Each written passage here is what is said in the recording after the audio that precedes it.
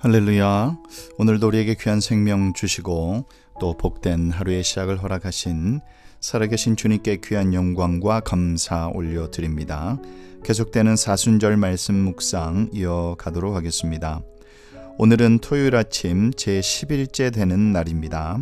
오늘 본문 말씀은 시편 63편 1절부터 11절까지의 말씀을 통해서 오늘 이 아침에 우리에게 주시는 하나님의 말씀의 은혜를 함께 나누도록 하겠습니다. 오늘 시편 63편은 다윗의 시편입니다. 다윗은 믿음의 사람이었지만 또 그는 왕이었지만 많은 고난을 당한 사람이기도 합니다. 고난이 없는 인생은 없습니다. 이렇게 다윗과 같은 믿음의 사람이라 할지라도 고난을 막을 수는 없는 것입니다. 고난의 원인이 무엇이든 예외 없이 우리는 고난을 당하게 됩니다. 다만 이렇게 있는 이 고난을 어떻게 대처하느냐, 그것이 믿음의 사람으로서 중요한 삶의 자세일 것입니다.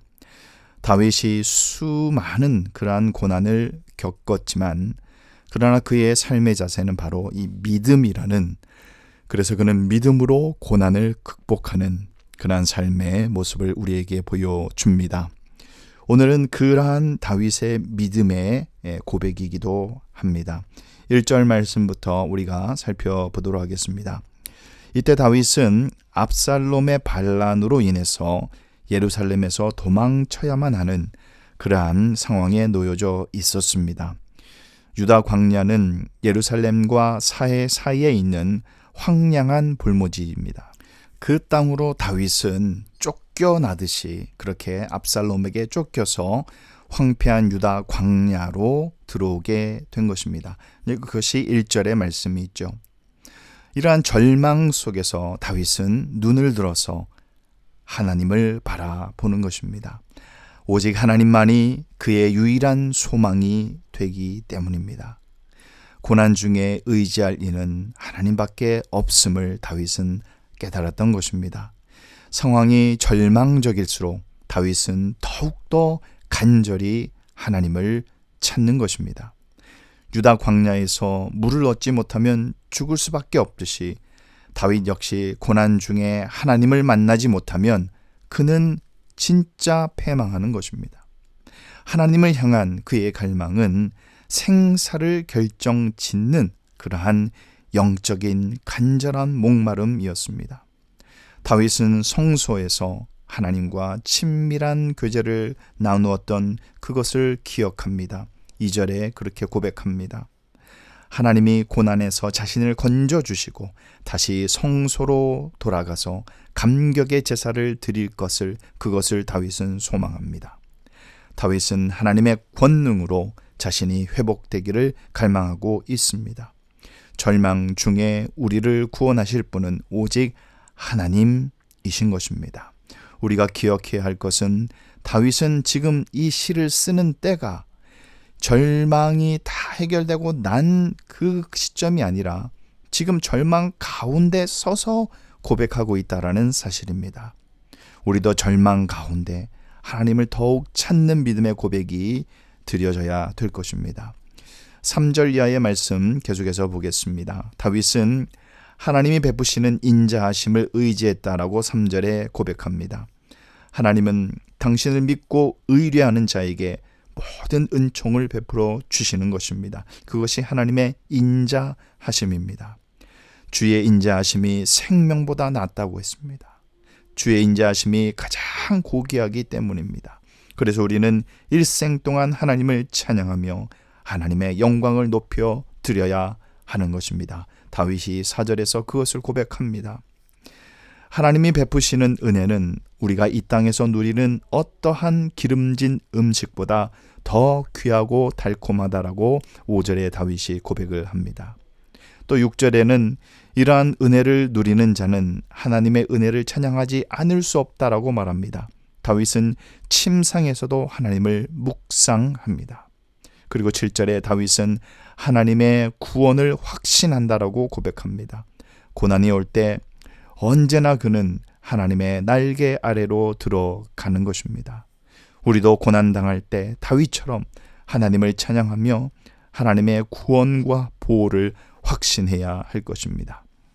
마지막 8절부터 11절까지의 말씀을 보겠습니다.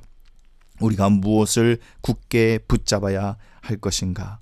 다윗은 얘기합니다. 다윗이 인자하신 하나님을 굳게 붙듭니다. 8절 말씀에 그렇게 고백합니다. 이것이 고난을 이기고 하나님의 인자하심을 경험하는 유일한 길입니다. 하나님을 굳게 붙잡는 것입니다. 우리도 고난을 당할수록 더욱 하나님의 품으로 들어가야 할 줄 믿습니다. 품 안으로 들어온 자신의 새끼를 어미가 굳게 지키듯이 하나님은 하나님의 거룩한 오른손으로 당신의 품으로 들어온 모든 자들을 지켜주시는 것입니다. 오른손은 하나님의 권능을 상징합니다. 아무도, 그 어떤 누구도 하나님의 손에서 하나님의 자녀를 해하지 못하는 것입니다. 다윗을 해치려 오는 모든 대적들은 오히려 하나님의 손에 죽임을 당하고 처참하게 들짐승들에게 먹이가 될 것입니다. 9절과 10절이 그렇게 말씀합니다. 하나님을, 여호와를 경외하는 자를 핍박하는 악인들은 그들의 최후가 비참함으로 끝난다는 사실을 우리가 기억합니다. 하나님을 사랑하고 의지하는 자들은 구원이 되시는 하나님으로 인해 그래서 즐거워하라라고 11절에 말씀합니다. 하나님을 의지하는 사람은 하나님의 인자하심을 반드시 경험하고 체험하게 될 것입니다. 그러면 하나님의 영광을 찬양하지 않을 수가 없습니다.